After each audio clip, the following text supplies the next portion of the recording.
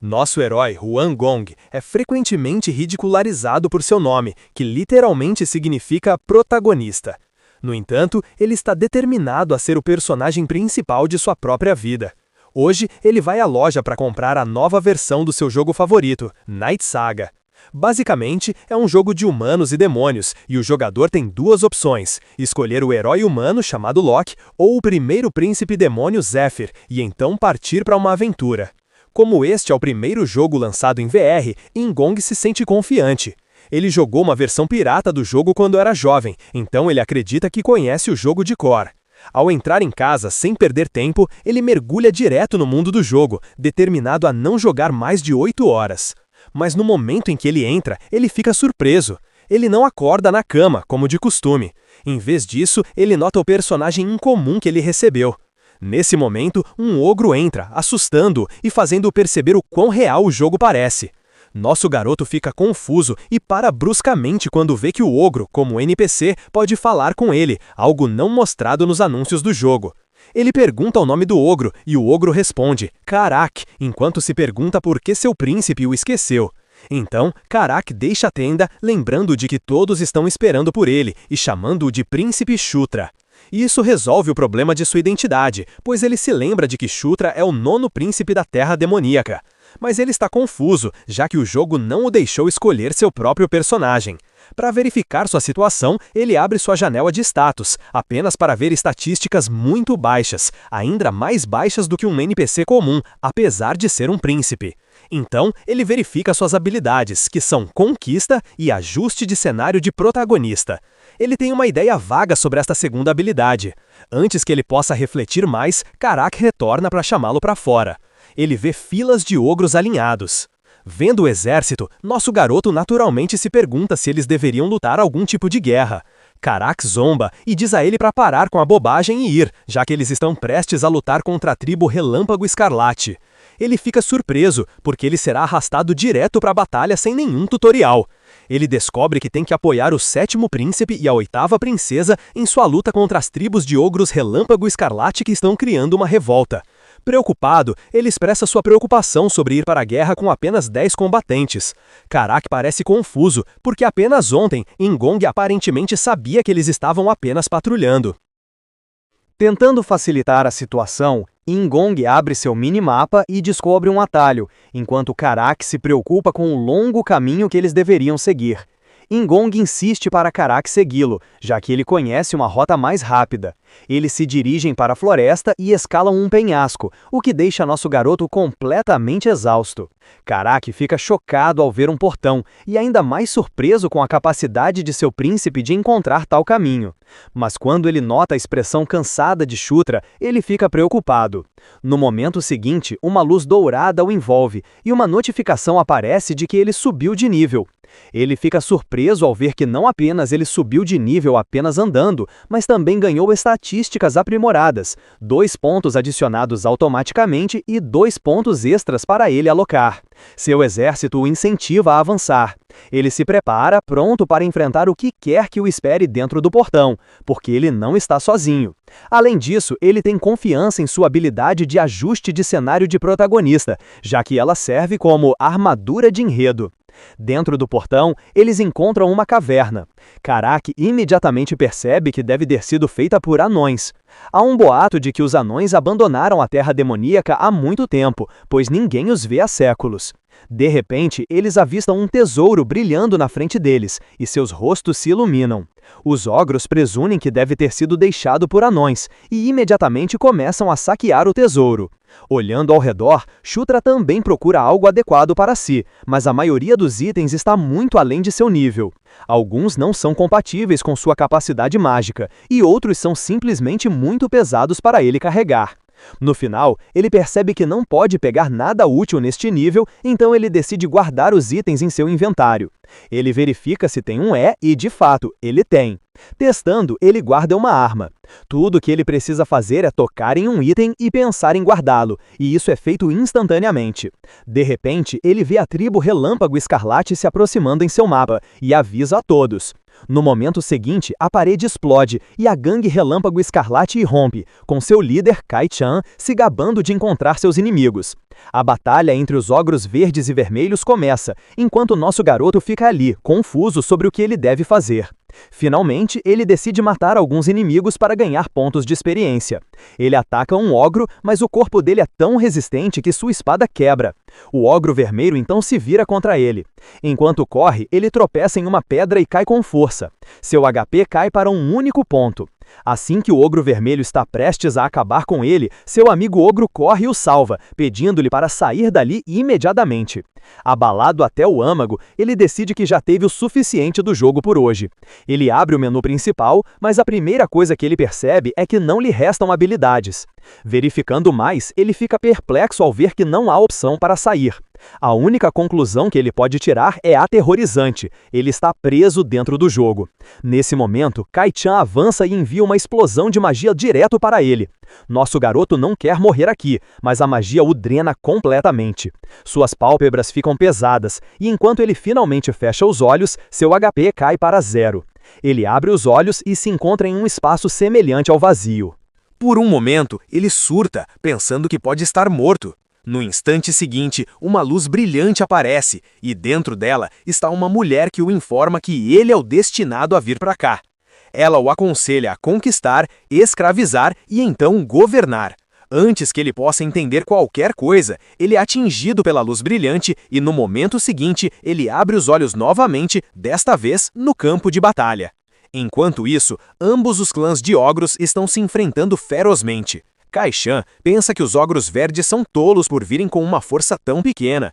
Ele ordena que seus homens acabem com todos eles.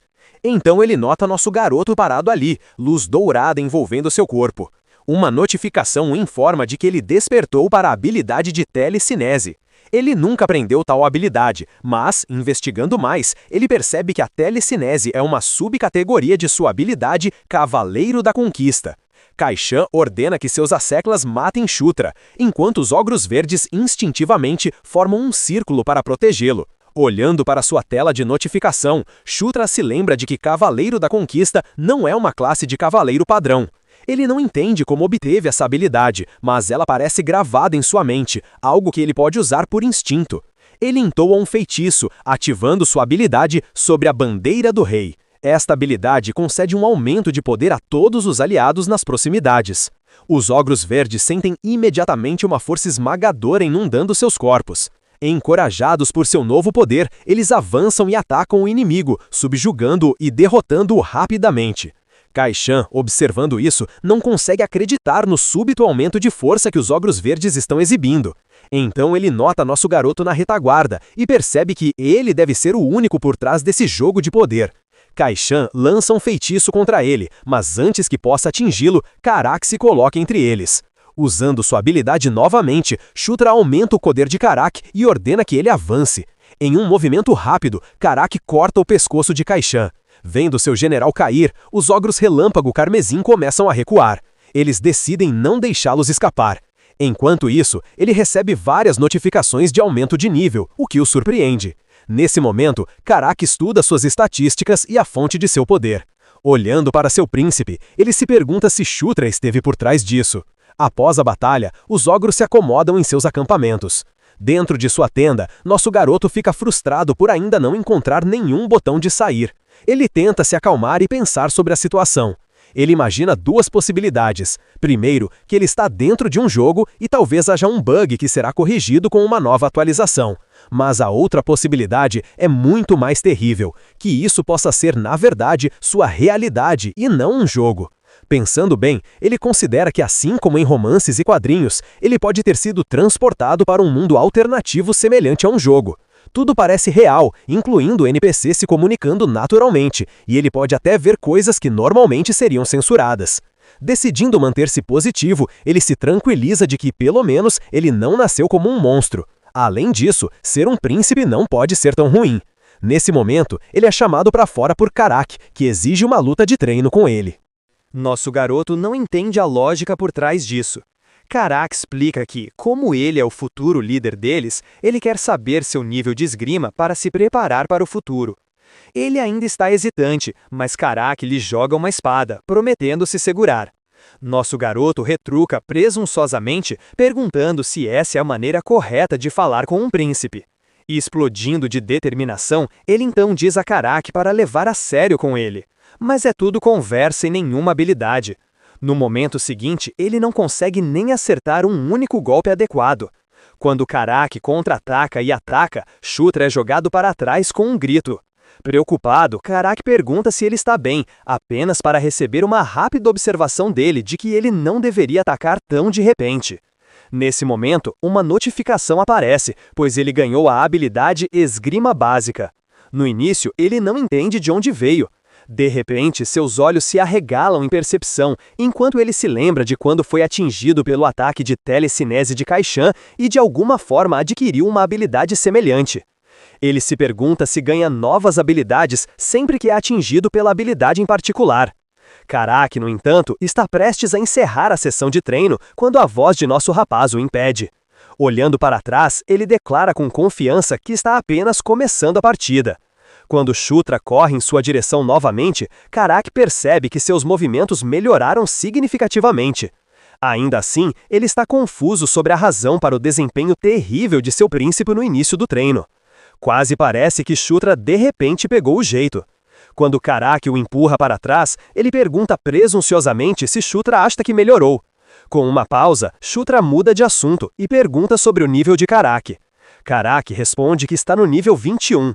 Olhando para sua própria tela, Shutra vê que ele está apenas no nível 7, mas ele espera alcançar Karaki em breve. Basicamente, ao contrário dele, as pessoas deste mundo precisam de um feitiço de avaliação para verificar seu nível. É por isso que ele tem uma vantagem, porque ele pode ver suas próprias estatísticas, pontos extras e monitorar seu nível livremente. Correndo em direção ao seu braço direito, ele está determinado a se tornar mais forte. Então ele para e muda sua resolução. Ele não quer apenas se tornar forte, ele quer crescer mais rápido do que qualquer outra pessoa. Basicamente, o arco demoníaco de Night Saga é todo sobre a jornada de Zephyr para se tornar o Rei Demônio. Para conseguir isso, Zephyr mata todos os seus irmãos, incluindo Shutra, no ano 517. Agora, calculando a linha do tempo, nosso garoto percebe que ele está atualmente no ano 512. E isso significa que ele ainda tem algum tempo para lidar com esse problema, porque, de qualquer forma, Zephyr acabará vindo atrás dele. A melhor maneira de evitar ser morto é se tornar mais forte do que o próprio Zephyr. Seus pensamentos são interrompidos por Karaki, que o lembra de algumas reuniões. Ele não tem ideia de nenhuma reunião, mas em vez de responder, Karaki o incentiva a acompanhá-lo.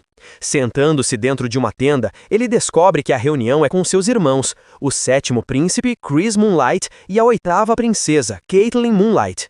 Chris enfatiza que Shutra deve se sentir confortável com ele, já que eles são irmãos. Caitlyn gentilmente o lembra de que é o primeiro encontro deles, então é natural que ele se sinta estranho. Chris então pede a ele para apenas chamá-los pelos nomes. Shutra se lembra de que esses dois são bastante problemáticos. Dentro do jogo, eles são os filhos da 4ª rainha, Elaine Moonlight, a rainha dos Licanos. Um dia antes do grande massacre, eles também são mortos por Zephyr e seus outros irmãos. Mais importante ainda é por causa de Caitlyn, que é a filha ilegítima do Rei Demônio. Caitlyn então exige saber por que ele lutou contra os Ogros Vermelhos em vez de patrulhar, conforme instruído. Ele explica que o ataque foi inesperado, mesmo para eles. Preocupada, ela pergunta sobre seu bem-estar, já que ele é considerado o filho mais fraco do Rei Demônio. Olhando para a preocupação dela, ele não entende por que ela demonstra tanto carinho por Shutra. Para irmãos demônios, tal proximidade é incomum. Chris também o lembra de que, se ele se colocar em perigo novamente, ele enfrentará a bronca de Caitlyn. Nosso garoto fica surpreso com a bondade deles. De repente, um pensamento surge em sua mente, enquanto ele pensa em despertar a habilidade Aura, já que esses dois irmãos dele devem ser usuários de Aura como Licanos. Feliz, ele lhes pede um favor, mas quando ele revela que quer que ela o atinja com sua aura, ela fica chocada por um momento. Ela nem sequer entende, e seu choque persiste. A cena muda para o campo de batalha, onde os ogros de Shutra e a tribo Relâmpago Escarlate estão batalhando furiosamente. Entre eles, um ogro da tribo Relâmpago ataca o general Bandal, mas ele o mata instantaneamente. No momento seguinte, o general emite uma ordem para acabar com todos e promete uma recompensa ao combatente com mais mortes. A cena muda novamente e ele se encontra de volta ao lugar semelhante ao vazio. A mesma mulher está parada diante dele. No momento seguinte, ele vê outras figuras por perto, pessoas que ele não se lembra como personagens do jogo. Ele acorda em sua cama e a primeira coisa que ele vê é o rosto de Karak, o que o assusta.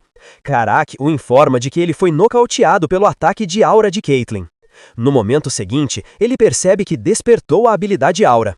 Karak também percebe e não consegue acreditar que nosso garoto conseguiu despertar a aura apenas sendo atingido por ela. Ele admite isso. Karak se pergunta se o príncipe usou o mesmo poder durante a recente batalha deles contra o clã Relâmpago, o que ele novamente admite. Então, nosso garoto pergunta se algo significativo aconteceu enquanto ele estava fora. Karak o informa que a força principal já venceu a batalha contra o clã Relâmpago Carmesim. Isso o assusta, pois ele presumiu que ele, junto com seus 7º e 8º irmãos, estavam destinados apenas a enfrentar os ogros vermelhos. Karak explica que a tribo é muito grande para ser derrotada apenas por sua pequena força. Quando Shutra pergunta sobre o comandante da força principal, Karak responde que foi o general Bandal. Ele se lembra de Bandal do jogo como um dos personagens mais fortes, alguém que ele realmente admirava durante seu tempo como Zephyr. Mas então ele parou, lembrando que o general Bandal eventualmente se torna subordinado de Zephyr no ano 515. Isso significa que Shutra agora tem uma oportunidade rara. Se ele se mover cedo, ele pode fazer de Bandal seu próprio subordinado antes que Zephyr tenha a chance. Ele até sabe tudo sobre ele, até sua comida favorita. A parte problemática, no entanto, é que Bandal só se submete a alguém que o derrota em um duelo. Ainda assim, Shutra está determinado a usar esse conhecimento a seu favor e planeja aproveitar o tempo que ele tem para garantir a lealdade de Bandal. Mais tarde, no acampamento de Caitlyn, nosso garoto demonstra sua aura de primeiro nível para os irmãos Moonlight. Chris fica surpreendido ao vê-lo dominar a aura de nível iniciante em apenas um único dia. Desconhecido para eles, Shutra tinha despejado todos os seus pontos de estatística em aura, porque ela oferece um impulso muito maior às capacidades físicas em comparação com telecinese. Chris, ainda perplexo com a impossibilidade, supõe que deve ter sido possível por causa do Gandharva de Shutra. Chris então pergunta se ele pode criar um mapa subterrâneo. Shutra percebe que pode usar seu minimapa para isso e rapidamente solicita caneta e papel. Depois de um tempo, ele desenha um mapa detalhado, ganhando elogios de seu irmão mais velho.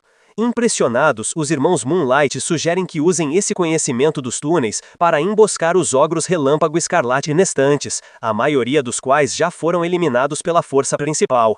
Depois disso, Chris lhe pede um favor. Mais tarde, Shutra se encontra patrulhando a área com Karak e seus subordinados. Sendo o irmão mais novo, ele é frequentemente incumbido de tarefas servis como esta. Karak, no entanto, está contente, dizendo: "Pelo menos temos reforços desta vez." Algo que Shutra concorda, acrescentando que é apenas por causa do trabalho duro deles. Nesse momento, ele avista Caitlyn, envolta em um manto. Ela o incita a manter segredo sobre sua presença, já que ela planeja segui-los em segredo. Ela explica que só intervirá se algo ameaçador à vida ocorrer.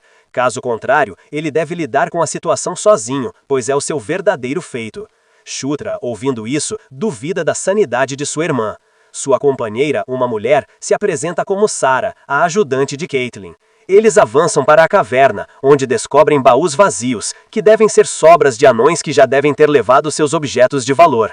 Shutra se pergunta em voz alta por que as armas foram deixadas para trás, e Karak responde que os anões provavelmente não consideraram essas armas em particular valiosas.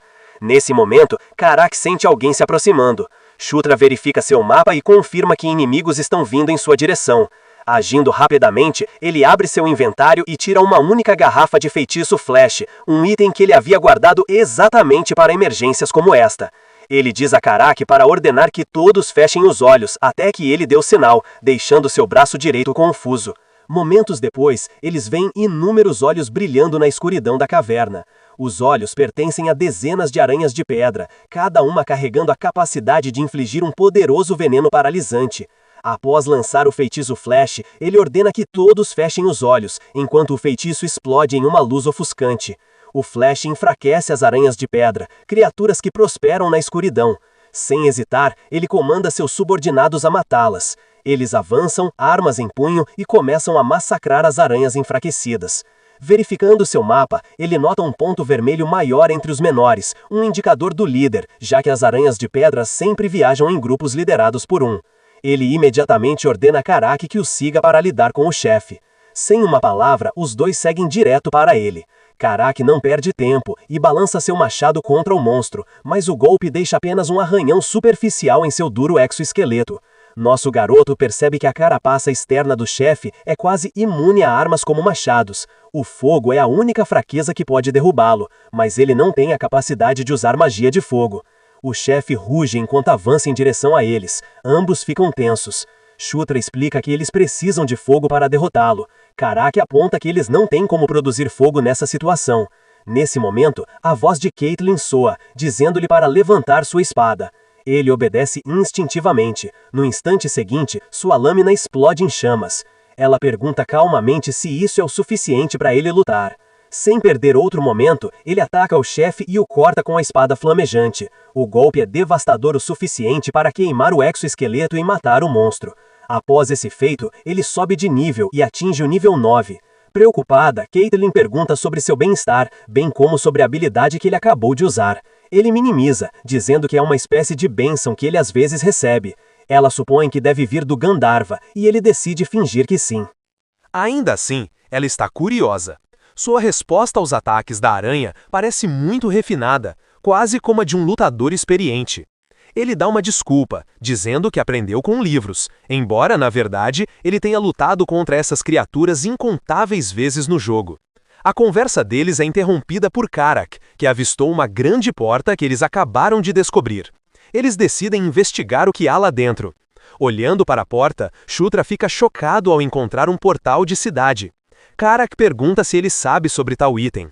Shutra responde vagamente que tem alguns palpites.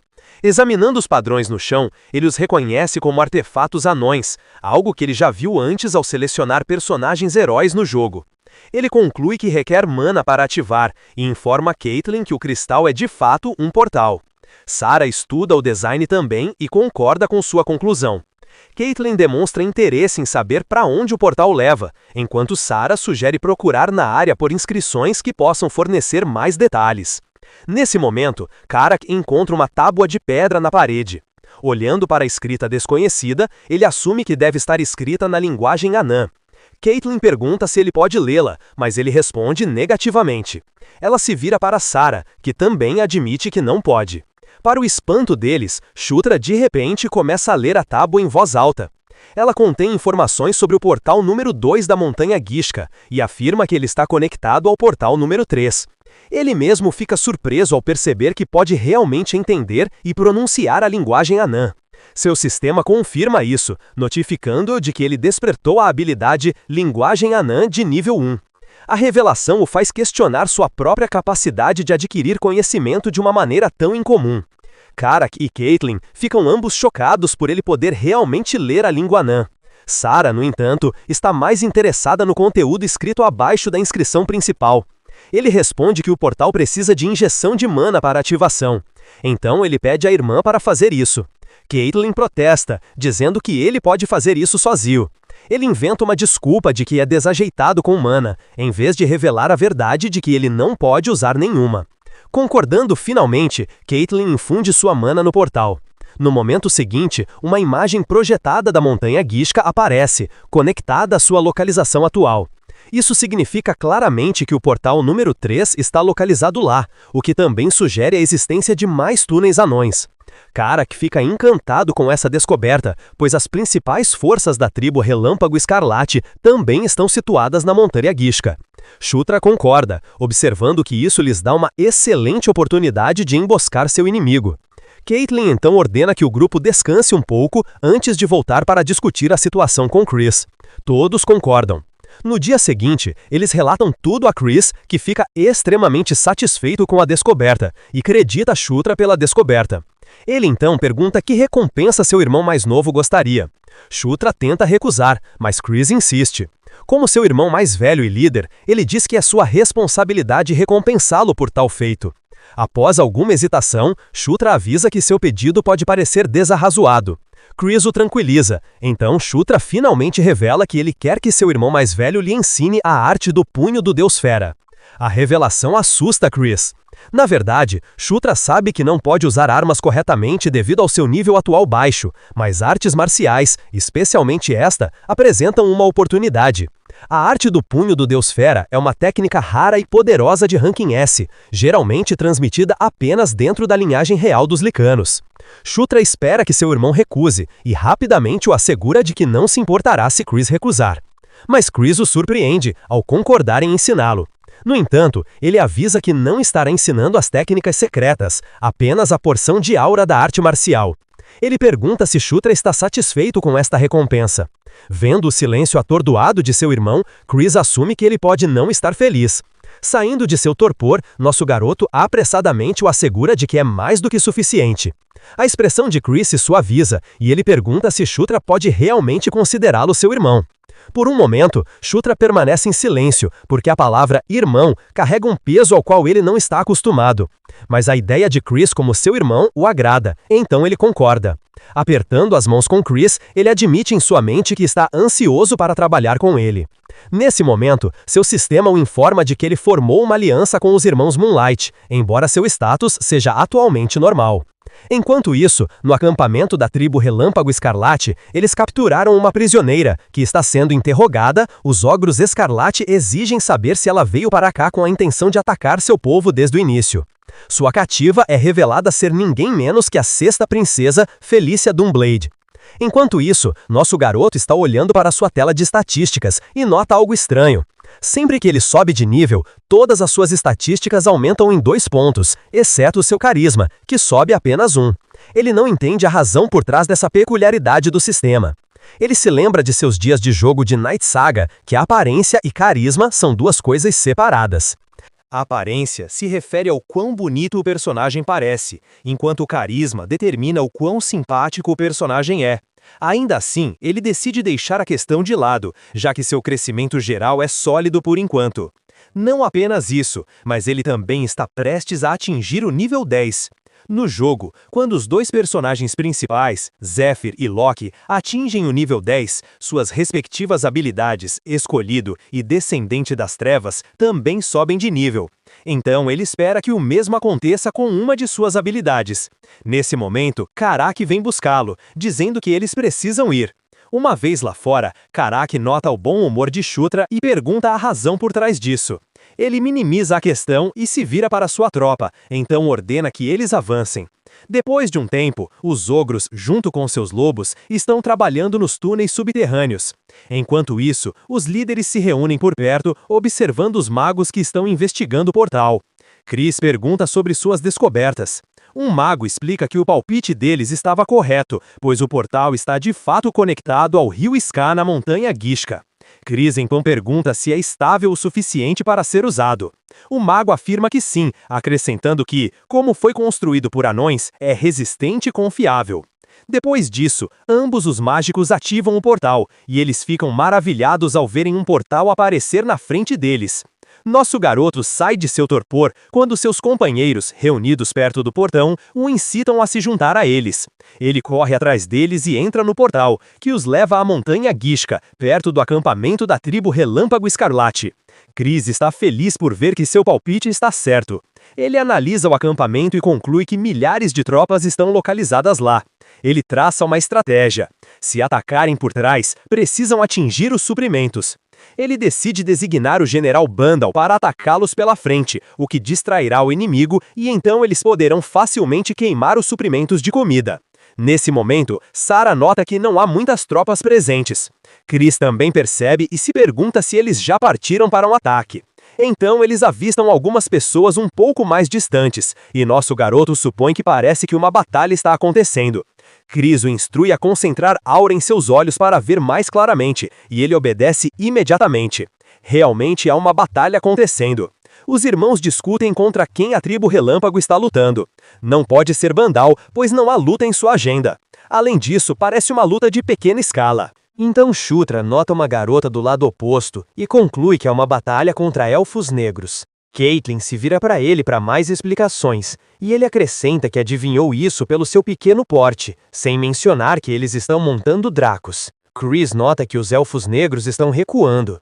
A julgar pela velocidade deles, parece que o comandante deles caiu. Enquanto isso, Karak está confuso sobre o que está realmente acontecendo. No entanto, a mente de nosso garoto permanece presa no enigma sobre a presença de elfos negros ali. Depois de um tempo, eles retornam e começam a se comunicar com o General Bandal, que está bastante satisfeito com a descoberta do Portal dos Anões. Ele demonstra interesse no método de encontrar algo tão valioso. Chris dá todo o crédito a Shutra, mas ele minimiza, dizendo que foi apenas sorte, mesmo que por dentro ele se sinta feliz em ver seu general favorito. O General Bandal promete a ele uma recompensa no castelo do Rei Demônio. Então Chris pergunta sobre o confronto da tribo Relâmpago com os Elfos Negros. Bandal admite que sabe sobre isso, mas explica que os Elfos Negros se juntaram à batalha voluntariamente. Chris insiste mais, querendo saber a razão de seu confronto com a tribo Relâmpago. Bandal admite que não sabe a profundidade total, mas sabe que os Elfos Negros já estavam planejando patrulhar para a guerra. Então ele aponta o maior problema, revelando que a comandante da unidade independente dos Elfos Negros foi capturada pela tribo Relâmpago. Agora Chris entende a razão por trás da retirada repentina. Nosso garoto fica curioso sobre a comandante deles. Bandal então revela que eles já conhecem essa pessoa, porque a comandante é ninguém menos que Felícia Doomblade. Felícia é a filha da terceira rainha, Sylvia Doomblade, e também a princesa dos Elfos Negros. Ela tem um irmão gêmeo, o quinto príncipe Sylvain Doomblade. No jogo, ambos os gêmeos se juntam ao lado da quarta princesa, Anastasia Necreon. É por isso que ela sempre nutre animosidade em relação a Shutra. Ele não entende a razão dela para estar aqui, e supõe que ela possa estar tentando roubar mérito. Seu devaneio é interrompido por Chris, que pergunta se a tribo Relâmpago alguma vez soube da identidade de sua cativa. Bandal expressa ignorância neste assunto. Chris então pergunta sobre seu próximo curso de ação. Bandal afirma firmemente que eles a salvarão se estiver dentro de suas capacidades. Chris aponta que eles podem tentar negociar, mas Bandal novamente responde firmemente: se a tribo Relâmpago vier primeiro, eles concordarão em conversar. Caso contrário, não cederão às suas exigências. Chris aceita isso. Eles encerram a comunicação com Bandal, que promete coletar informações de seu lado e contatar Chris quando necessário. Caitlyn insiste na necessidade de resgatar Felícia. Chris, no entanto, não compartilha de seu sentimento, porque ir para o acampamento da tribo Relâmpago os colocaria em perigo. Caitlyn insiste novamente que eles devem fazer isso, que Felícia é a irmã deles afinal. Chris também sabe disso, mas permanece hesitante. Depois de um tempo, eles concordam em planejar seu próximo movimento. Bandal vai lutar com a força principal da tribo Relâmpago e atraí-los para longe dos acampamentos. Isso significa que eles podem atacar o acampamento. Seu objetivo é ir para o centro e criar caos suficiente para distrair a todos. Enquanto isso, Shutra e Caitlyn podem liderar suas próprias tropas para cobrir sua missão. Shutra pergunta se sua missão significa resgatar Felícia. Ele concorda, mas acrescenta que primeiro eles queimarão o arsenal e os suprimentos de comida do inimigo, e só então resgatarão a princesa. No final, ele avisa que eles precisam recuar se as coisas piorarem. Eles não arriscarão mais vidas apenas por Felícia, o que provoca protestos de sua irmã, que lhes lembra que Felícia é da família deles. Chris a lembra de volta que ele é o comandante e ele não arriscará a operação deles por causa da irmã. Olhando para os irmãos, nosso garoto nota a relutância de Chris em resgatar Felícia e começa a se perguntar sobre a razão por trás disso. De acordo com o plano deles, eles avançam para a batalha contra a tribo Relâmpago. Karak reúne as tropas, motivando-os a acabar com seus inimigos na montanha Gishka.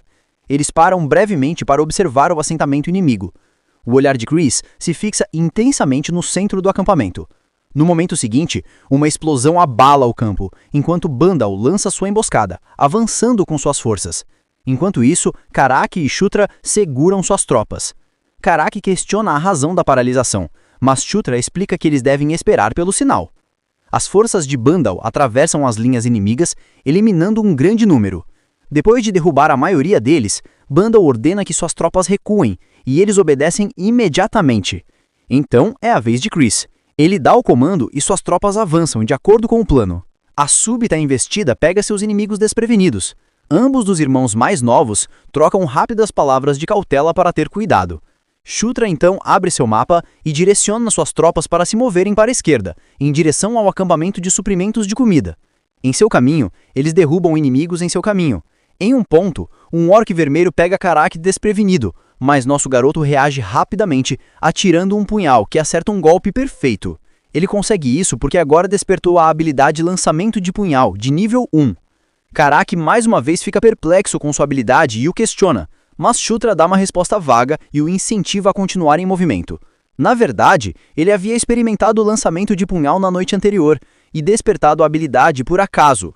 Finalmente, eles chegam à área de suprimentos de comida, prontos para incendiá-la. Mas Shutra hesita. Há uma chance de Felícia estar lá dentro e ser pega pelas chamas. Ele ordena a Karaki que espere, insistindo que eles devem encontrar Felícia primeiro. Karaki aponta dificuldade de tal tarefa, mas Shutra abre seu minimapa para localizá-la. Ela deve estar registrada como um NPC neutro, o que significa que seu ponto apareceria roxo ou azul. Após escanear cuidadosamente, ele finalmente avista um.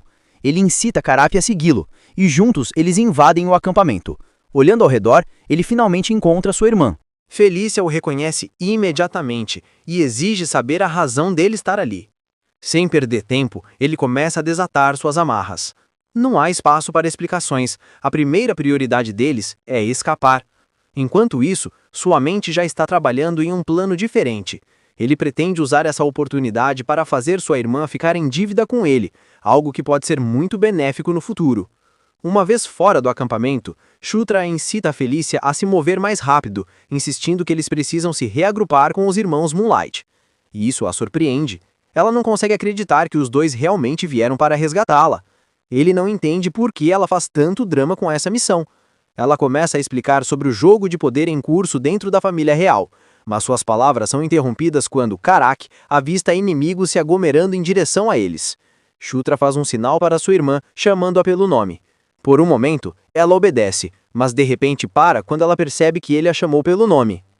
Antes que ela possa questionar mais, ela o avisa sobre um ataque iminente, mas a explosão de fogo o atinge diretamente, fazendo-o gritar de dor.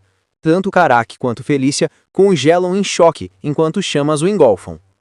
O momento seguinte os choca ainda mais porque o mesmo fogo é arremessado de volta para o atacante, refletido por ninguém menos que o próprio Shutra. Eles olham em descrença, enquanto ele emerge ileso, tendo acabado de despertar controle de mana, bem como flechas de fogo, ambos no nível 1. Sem perder tempo, ele aproveita suas novas habilidades, disparando flechas de fogo com mira precisa. Sua expressão demonstra satisfação. Finalmente uma habilidade mágica própria. Mesmo no nível 1, ela se mostra mortal, enquanto outro inimigo cai atingido por sua flecha de fogo. Sua alegria da vitória é interrompida por outro ataque por trás. Virando-se, ele o reconhece como um golpe de flecha de gelo, mas percebe que o alvo não é ele, é Felícia. Ela avança por preocupação, mas ele a impede com um brilho determinado nos olhos. Ele espera, torcendo para que o próximo golpe seja um ataque de gelo, para que ele possa adquirir uma habilidade de gelo para si. Como esperado, a flecha de gelo o atinge, e instantaneamente ele adquire Flecha de Gelo, de nível 1. Sua felicidade, no entanto, dura pouco. Uma onda de fadiga o atinge, e ele desaba. Seu sistema pisca um aviso. Seu HP está quase esgotado, restando apenas 13 pontos.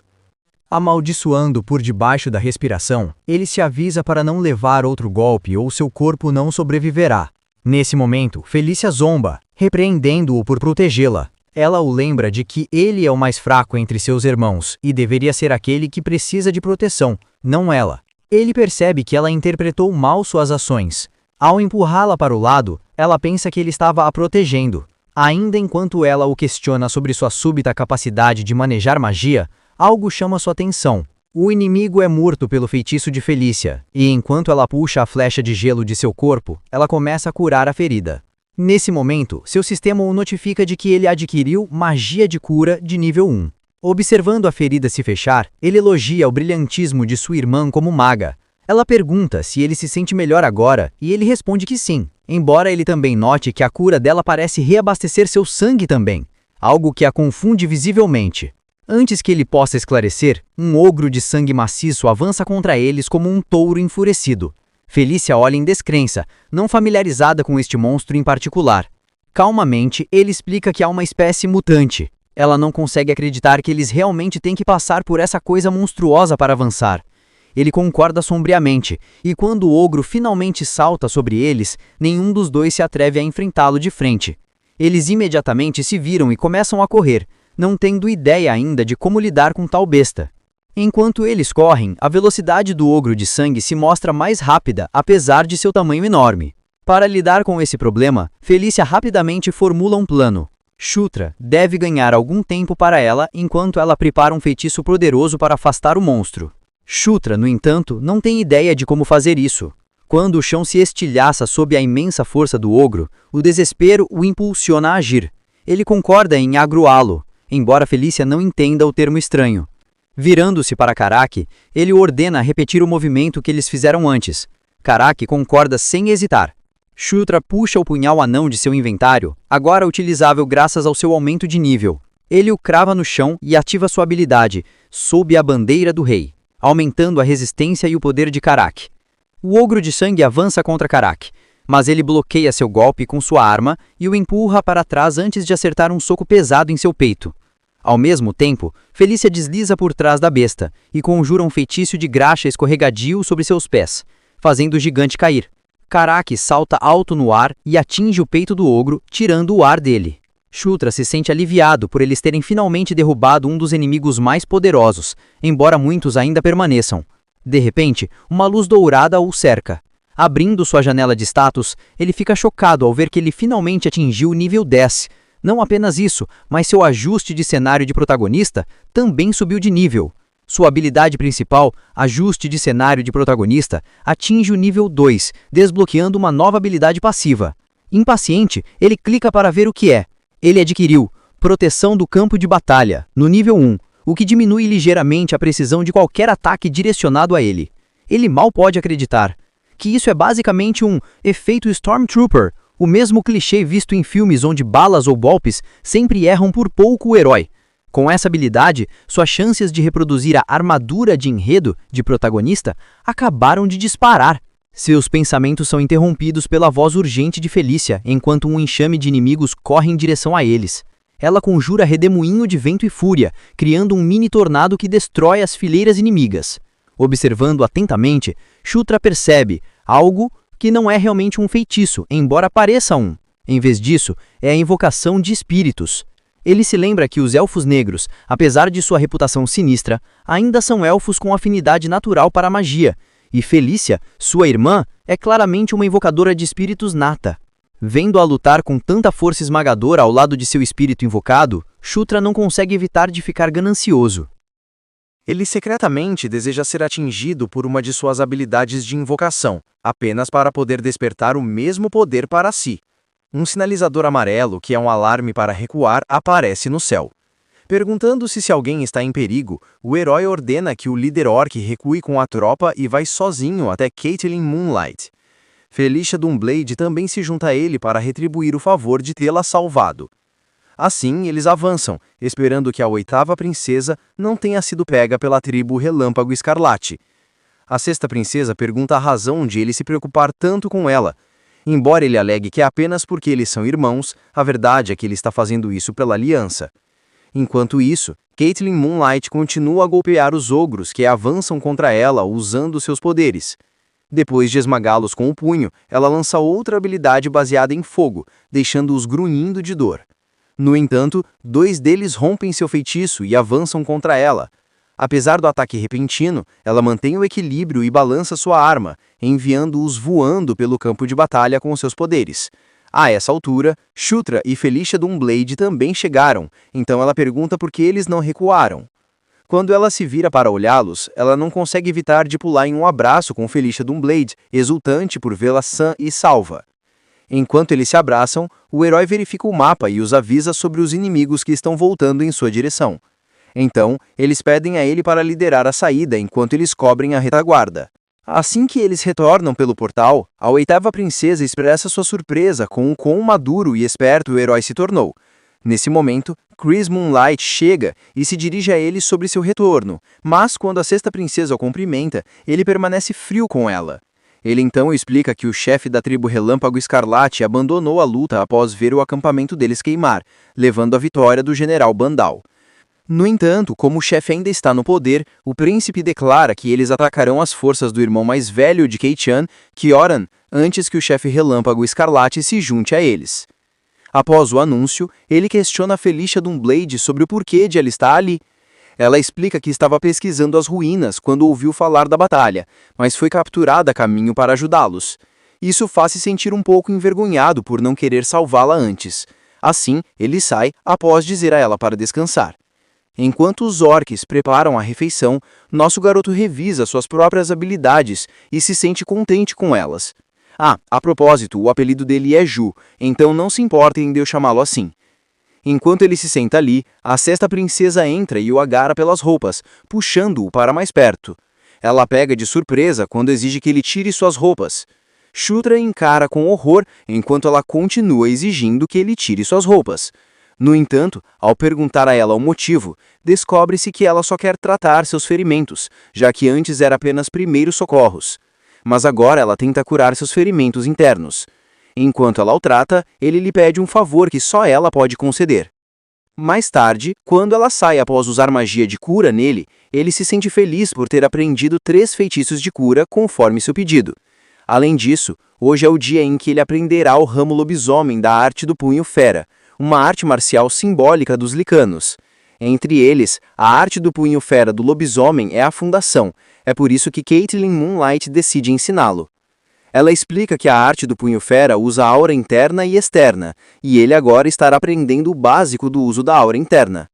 Conforme instruído, o herói fecha os olhos para sentir a aura interna, que é próxima do poder da alma. Ele adquire Físico de Ju, nível 1, o que aumenta a eficiência e as habilidades de treinamento que são dominadas fisicamente.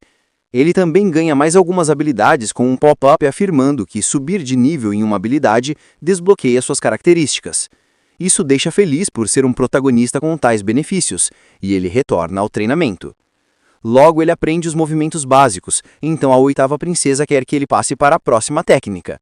De repente, um lobo corre até Caitlyn Moonlight, alertando-a sobre o desaparecimento da unidade de Kyoran. Uma reunião é convocada pelo 7º príncipe para todos os 4 irmãos, onde ele proclama que Kyoran descobriu o plano deles. Então, conforme a inteligência do general Bandal, o príncipe aponta para um local no mapa onde Yakuzan e Kyoran devem se encontrar. Portanto, eles decidem juntar forças com o general e lançar uma batalha em escala grande contra a tribo Relâmpago Escarlate. Assim que os irmãos chegam à base principal do exército de subjugação das tribos Relâmpago Escarlate, o príncipe Shutra não consegue evitar de achar o face do general familiar, tendo-o favorecido o máximo de volta em Night Saga. Enquanto eles descansam antes da guerra, o herói vê 2 mulheres em seu sonho, uma com 2 olhos de cores diferentes e uma em armadura. Quando o sonho menciona conquista e guerra, ele acorda confuso.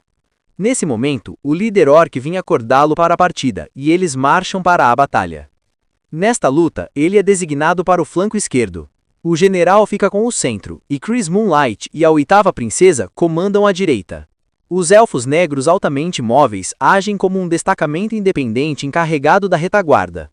No entanto, antes que o herói possa recobrar os sentidos, ele se encontra no meio do campo de batalha, cercado por milhares de orcs. Depois que a formação de batalha é definida, as tropas avançam contra a tribo Relâmpago Escarlate sob a ordem do general. Por outro lado, a tribo já está preparada para o assalto. Então, quando as tropas se aproximam do acampamento inimigo, uma grande explosão as afasta. Assim que a poeira e a fumaça se dissipam, o general fica chocado ao ver um mamute gigante do pântano. Assim como esse, várias outras explosões irrompem, derrubando vários orcs parados no chão, e os mamutes do pântano continuam a aparecer. Não só isso, numerosos homens lagarto também rastejam de debaixo da terra, mostrando como a tribo inimiga já estava ciente de todo o plano. Considerando a situação, a 8ª princesa sugere recuar por enquanto e esperar por uma chance melhor mais tarde.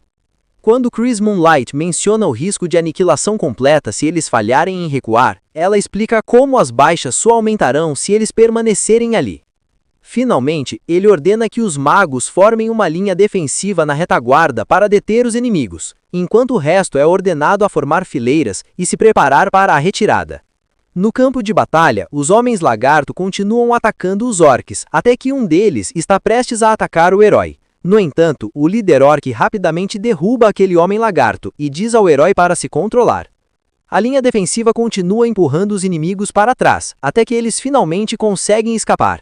Após retornar à base principal, o sétimo príncipe admite sua negligência, ao que o general aconselha a se retirar completamente ou a solicitar reforços do castelo do Rei Demônio. Justamente quando o príncipe está prestes a decidir sobre o assunto, Felicia Doomblade interrompe e propõe seu plano. Ela explica como veio para cá para explorar uma ruína no final da montanha Gishka. Por 1500 anos, dentro dessas montanhas, uma ruína chamada Enkidu, o covil do dragão da terra, disse que existe. Enkidu, um dragão nascido de magma, empregou incontáveis guardiões de tesouros para proteger seu covil e tesouro. Entre esses guardiões estavam os anões que outrora viviam nas montanhas Gishka, e Enkidu lhes concedeu armas para defender o covil. A bigorna que dá a luz ao trovão é uma relíquia que permite conjurar magia em escala de exército e controlar as quimeras criadas para servir como guardiões de tesouros. Portanto, para vencer, os irmãos e suas tropas devem encontrar essa relíquia. Quando Felicia Doomblade declara que a bigorna é a única opção para eles vencerem a tribo Relâmpago Escarlate, o general pergunta se ela sabe sua localização exata. Como ela não sabe, o príncipe Shutra chama isso de total tolice arriscar a vida de todos por uma caça ao tesouro. No entanto, o príncipe Shutra se manifesta, afirmando a existência da bigorna, porque ele a encontrou enquanto jogava o jogo como Locke. Ele explica ter se deparado com tal história enquanto estudava runas anãs, mas, acima de tudo, ele afirma confiar em Felicia Doomblade. Chris Moonlight permanece persistente em rejeitar a ideia. Então, o herói menciona outra tribo que tem uma lenda semelhante, e como há uma grande chance de a entrada para as ruínas estar por perto, ele declara que irá patrulhar esta área e assumir a responsabilidade por qualquer falha. Assim, ele lhes pede para deixá-lo ir com tudo também. Usando os cavalos corcéis fantasma de Felicia Doomblade, os irmãos e o líder orc partem em sua busca. Nosso garoto estima que levará apenas cerca de 1 hora para chegar à entrada das ruínas, com a ajuda de seu mini-mapa. Mas ele se pergunta como guiá-los até lá sem levantar suspeitas. Sem saber o que mais dizer, ele mente que os mapas dos túneis têm uma certa consistência. Então, se ele combinar o terreno deste lugar com as características dos túneis, ele pode determinar uma localização aproximada da bigorna. Embora todos pareçam confusos com sua declaração, Felicia afirma entender e pede a ele para liderar o caminho, embora ela também ache isso estranho. Depois de seguir a liderança do herói, eles chegam a uma entrada bloqueada. Vendo a confusão deles, ele pede à 8ª princesa para arrombar, dando-lhe um golpe sólido. Quando Felicia duvida da localização da bigorna, o protagonista insiste que, de acordo com seus cálculos, eles não encontrarão os guardiões da masmorra se arrombarem aqui. Lembrando-o de que Caitlyn Moonlight não tem os meios para arrombar, a 6ª princesa o estilhaça com o seu conhecimento das habilidades de destruição e explosividade como exploradora de ruínas. Assim que as rochas desmoronam e a entrada se abre, eles avistam uma cúpula no meio de vários pilares lá dentro. Esperando que a cúpula contenha a bigorna, eles caminham em direção a ela e começam a descobrir como abri-la. Enquanto isso, Felicia nota as 9 estátuas ao redor deles, das quais apenas 3 seguram armas. Como as armas são feitas por anões, eles percebem que devem equipar as estátuas restantes com tais armas também. Antes que possam se preocupar em onde obtê-las, o herói revela que tem 6 espadas anãs, pegas durante a última expedição ao túnel. No entanto, assim que eles entregam uma espada anã a cada estátua, uma luz brilhante irradia da cúpula, e ela começa a se abrir. Assim que está totalmente aberta, seus olhos brilham de alegria ao verem a bigorna que dá a luz ao trovão. A visão da bigorna os choca, mas antes de perder qualquer tempo, a 6ª princesa pensa em como ativá-la. Ela ordena que o herói e o líder orc permaneçam em seus lugares, enquanto direciona os outros para tomarem posições nas marcas de 3, 6 e 9 no círculo. Explicando-se, ela afirma que eles estarão infundindo mana no disco, começando por ela, e então prosseguindo no sentido horário, com a mana aumentando gradualmente. Assim que todos tomam suas posições, eles infundem mana na bigorna até que uma grande luz se projeta para o céu. Devido ao súbito flash, nosso garoto fecha os olhos, mas quando eles os abre, ele se encontra em uma multidão cercado por inúmeros homens e criaturas monstruosas. Antes que ele possa entender a situação, um ruído áspero e alto ecoa, enquanto um dragão aterrorizante é visto voando acima. A voz os comanda a proteger o ninho sagrado do grande Enkudu, e a se tornarem o guardião do portão que se interpõe entre os reinos demoníaco e humano. De repente, o herói abre os olhos bruscamente e se encontra deitado no chão. Ele percebe que o dragão era o dragão negro Incudo, e todos os outros confirmam que viram isso também. Embora não consigam entender a visão, Felícia declara que a bigorna a revelará. No entanto, quando ela a toca, uma energia roxa irrompe em grandes ondas, afetando-a diretamente. Quando o herói tenta ajudar, ele também é atingido pela energia estranha, e eles são instruídos a conquistar a mana deste dragão da terra, Incudo, pois seu teste é lançado sobre aqueles sem permissão. Depois de um tempo, a energia finalmente diminui, juntamente com o tamanho da bigorna, e ela encolhe em um martelo. Ao mesmo tempo, um olho de nosso garoto fica preto enquanto ele se senta ali segurando o martelo em sua mão, enquanto a sexta princesa não está em lugar nenhum. Por outro lado, a tribo Relâmpago Escarlate descobre a base principal do herói e suas tropas, e seu chefe, Yakuzan, ordena que eles se preparem para eliminar os retardatários. De acordo com a ordem de seu chefe, a tribo Relâmpago Escarlate ataca a base principal com os seus animais monstruosos e enormes bolas de fogo que causam explosões. Chris Moonlight sai imediatamente, preocupado com o que fazer, já que os outros foram para as montanhas e eles estão à beira da aniquilação. Do topo das montanhas, o chefe da tribo Relâmpago Escarlate observa a cena e ri da destruição do acampamento base. Ele então tenta lançar feitiços nos orques, mas sua mão fica incapaz de se mover. Neste momento, o mamute fica roxo e começa a atacar a tribo Relâmpago Escarlate, deixando seu chefe confuso sobre o que está acontecendo. De repente, algo clica em sua mente. E se a prole do cão demoníaco tiver encontrado a bigorna? De volta às montanhas, o herói finalmente se levanta do chão, segurando o martelo do trovão, a contraparte da bigorna. Ao vê-lo em sua mão, Felícia comenta que parece que Encudo o escolheu e pede a ele que o use, já que a mana de Encudo mostrou a Ju como empunhar o martelo do trovão e impor obediência. Após subjugar, ele decide começar dominando os mamutes do pântano. Com isso, ele atinge a cabeça do martelo na cúpula, e todos os mamutes do pântano na base principal começam a esmagar a tribo Relâmpago Escarlate. A súbita reviravolta dos eventos faz o general perceber que o príncipe e as princesas tiveram sucesso na sua missão. Então ele ordena que os orques matem a tribo inimiga, aproveitando esta oportunidade. Conforme ordenado, os orques atacam os homens-lagarto e os ogros, enquanto o chefe inimigo olha para a cena em confusão. O seu subordinado o aconselha a recuar por enquanto e esperar por outra chance. Mas antes que eles possam escapar, o sétimo príncipe chega. Quando ele dá ao chefe uma chance de se render, o chefe balança sua arma para matar o príncipe. No entanto, o príncipe usa a arte do punho do deus besta e mata o chefe em um único golpe. Isso causa pânico em seus subordinados, e eles fogem da cena, deixando Chris Moonlight sozinho com suas preocupações sobre o herói e as princesas. Enquanto isso, o líder orc e a equipe observam com surpresa enquanto os mamutes lidam com os retardatários inimigos. A sexta princesa lhes fala sobre o poder da bigorna e ela está prestes a explicar mais quando, de repente, perde o equilíbrio. A ajudante a pega imediatamente e a aconselha a descansar.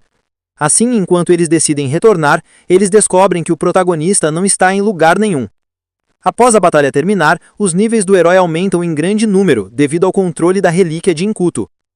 Ele então recebe um pop-up afirmando que o nível de conquista também subiu, o que o deixa feliz por suas habilidades principais estarem melhorando. Enquanto ele continua a verificar outras habilidades, a oitava princesa chega e o dá um tapa na cabeça por ter deixado o salão da montanha sem avisar. Após repreendê-lo, ela diz que acamparão aqui por uma noite, já que Felícia perdeu a consciência. Assim que os dois retornam ao Salão da Montanha, Caitlin Moonlight explica todos os detalhes ao herói, enquanto a sexta princesa é curada por outros membros da equipe. Como eles não podem invocar o Corcel Fantasma sem a ajuda de Felícia, eles têm que acampar ali e cuidar dela. Mais tarde, quando todos estão descansando, Shutra se pergunta se sua resistência se recuperou totalmente só por ter subido de nível, porque ele não se sente cansado. De repente, ele percebe que estão em uma ruína, o que significa que deve haver armas ou tesouros escondidos dentro da masmorra. Apesar das armadilhas e guardiões da masmorra, ele se sente confiante em ser o governante da ruína devido à obtenção do poder absoluto da bigorna. Portanto, ele leva o líder orc com ele e segue para a ruína para encontrar armas e tesouros. Ao abrirem uma porta, eles encontram um monstro extremamente poderoso, o Golem da Arca, deitado no chão na forma de um grifo. Vendo isso, eles saem da sala cuidadosamente em silêncio, até que finalmente encontram uma câmara com armas e tesouros. o líder orc pega uma armadura para mostrar ao herói, e ele sente uma mana sutil dela, indicando que é uma armadura mágica. Assim, ele pede ao líder orc para ficar com ela para si mesmo. Olhando para o resto do tesouro, ele decide guardar as coisas úteis em seu inventário, e também pede ao líder orc para pegar tudo que for útil. De repente, seu olhar cai sobre um caixote fechado, e ao abri-lo, uma passagem escondida na parede aparece. Animado para encontrar algo raro e precioso lá dentro, ele entra sozinho e alcança uma câmara.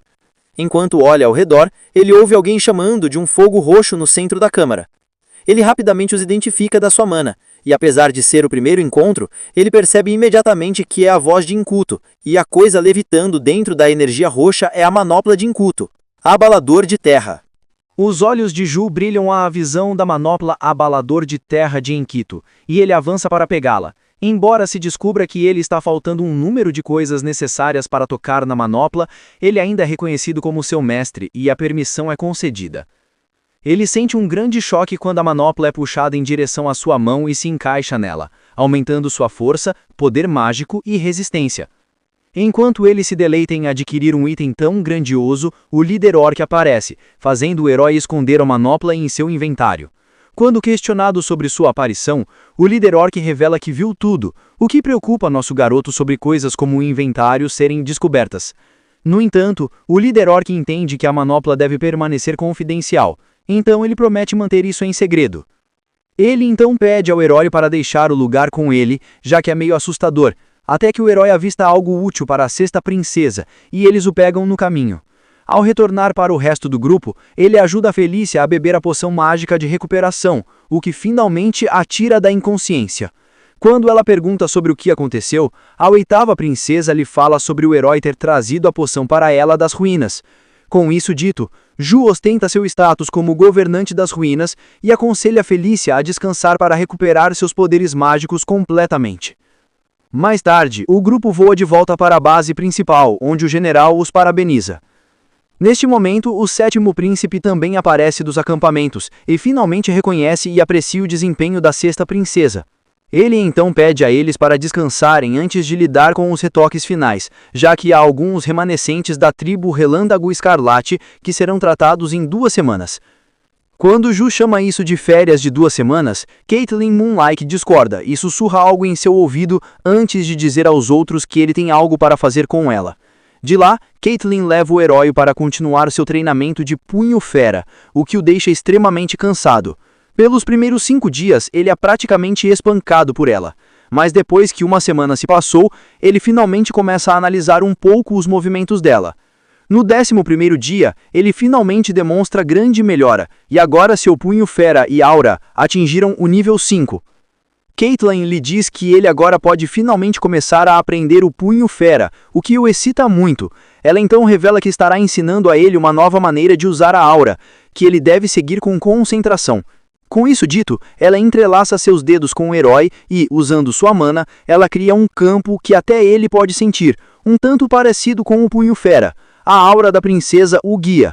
A aura, sendo o poder da vida, se torna o mesmo que o poder da alma quando atinge seu limite e conquista a força de dominação brutal, que subjuga e causa submissão. Logo, a aura atinge um grande nível, fazendo com que o punho fera e aura do herói aumentem, e ele finalmente adquire o punho do Lorde Fera. Ele então combina o punho fera poder com o abalador de terra, e isso o faz subir de nível ainda mais. No entanto, enquanto eles fazem isso, o general se posiciona secretamente atrás de uma árvore e testemunha tudo. Na manhã seguinte, Ju pergunta à oitava princesa sobre o desconforto entre Chris Moonlight e Felícia, já que Ju precisa que ambos estejam do lado dele. A princesa revela que, embora não haja um problema direto entre os dois, o sétimo príncipe parece ter algum problema com o irmão de Felícia, o quinto príncipe. O nome dele não deve ser dito em voz alta, mas ele era um inimigo bastante problemático quando Ju costumava jogar como Zephyr. Então, quando ele tenta perguntar mais sobre isso, Chris Moonlight entra e diz a eles que arrumassem suas coisas, já que partirão à tarde para relatar o trabalho feito. Mais tarde, enquanto eles estão para partir, o general aprecia o trabalho deles e expressa seu desejo de encontrar o herói um dia juntos. De lá, os irmãos partem para o Castelo do Demônio. Assim, o grupo inteiro parte em seu caminho para o Castelo do Demônio. A jornada é simples. Primeiro, eles se movem para o círculo de teletransporte para cobrir saltos espaciais de longa distância. De lá, eles usam magia para retornar diretamente ao castelo do demônio. No entanto, eles devem caminhar até o círculo de teletransporte mais próximo, o que leva 3 dias, e eles não podem sequer considerar parar em estalagens. Assim, eles estão destinados a passar mais uma noite acampando sobre o céu aberto. Shutra senta em uma pedra e escreve os nomes dos primeiros 3 filhos do Rei Demônio na areia com a ajuda de um graveto. Ele se sente um pouco nervoso sobre chegar de volta no dia seguinte, já que o castelo do Rei Demônio está dividido em 3 facções principais no momento. A primeira facção é do segundo príncipe, Zephyr Ragnaros, que é o pior inimigo do Rei Demônio. A segunda facção pertence ao primeiro príncipe, Baikal Ragnaros, e a terceira pertence à quarta princesa, Anastasia Nekrion. Para herdar o trono, a estrutura sempre deu prioridade àquele que acumulou e demonstrou habilidade superior, em vez da ordem de nascimento.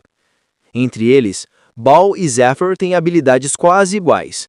Por serem irmãos de sangue puro, eles herdaram sangue do lado de sua mãe, o clã draconiano, e possuíam imensa força como resultado. No entanto, se um tivesse que ser escolhido entre eles, o filho mais velho, Baal, é o de natureza mais moderada. No entanto, essa escolha não significa nada, porque tudo vai mudar depois daquele certo dia. É por isso que o protagonista decidiu se preparar para tudo o que puder, e, para isso, ele primeiro tem que subir de nível até que possa empunhar totalmente o abalador de terra e então fazer o melhor uso de seus recém-adquiridos Cavaleiros do Rei. Mais tarde, ele ativa sua habilidade Cavaleiros do Rei e a Ordem Noturna é criada. Quando ele verifica os detalhes da habilidade, ele fica surpreso ao saber que não é apenas mais uma habilidade do tipo invocação, como ele esperava. Então ele se pergunta se poderia ser algum tipo de sistema de guilda, já que tem buffs, treinamentos de cavaleiros e até mesmo invocação. Assim, ele a considera uma habilidade quebrada. Ele fica animado pensando em quão forte ela se tornará quando subir de nível. Enquanto ele está falando sozinho sobre tudo isso, Karak aparece finalmente encontrando onde Shutra esteve o tempo todo. Ele começa a gritar com o herói por ainda estar acordado, mesmo quando eles têm que acordar cedo pela manhã, e ele pede ao herói para voltar. Ignorando as palavras do líder orc, os olhos do protagonista se iluminam e ele pergunta ao líder orc se ele quer tentar um experimento. Após dar alguma consideração, Karak concorda em fazer parte do experimento, e conforme dito pelo herói, ele se ajoelha em um joelho. Shutra então pega sua espada e a apoia no ombro do líder orc, declarando que ele nomeia Karak como seu cavaleiro. Com isso dito, Karak sente algo estranho e declara que parece que sua lealdade em relação ao protagonista aumentou. Assim como ele disse, o nível do líder orc realmente sobe para 24, deixando o herói orgulhoso de seu feito. Quando Karak pergunta sobre a força fluindo por seu corpo, Shutra não responde e pergunta se ele quer se tornar o orc mais forte do mundo. O líder orc fica parado em silêncio, enquanto o herói murmura sobre como ele fará de Karak o mais poderoso imperador orc em Night Saga, alguém que se tornará igual à raça dos dragões. Na manhã seguinte, o grupo finalmente chega ao círculo de teletransporte mais próximo e todos eles entram juntos para chegar ao castelo do demônio. O círculo brilha intensamente, resultando em uma grande emissão de energia do topo do centro de teletransporte. Em pouco tempo, o grupo inteiro é lançado em um lugar no castelo do demônio. Caitlyn pergunta preocupada a Shutra se ele está bem, e ele afirma que sim. Nesse momento, um grupo de mulheres chama o nome de Felícia, expressando seu alívio ao vê-la pois estavam esperando por ela há tanto tempo.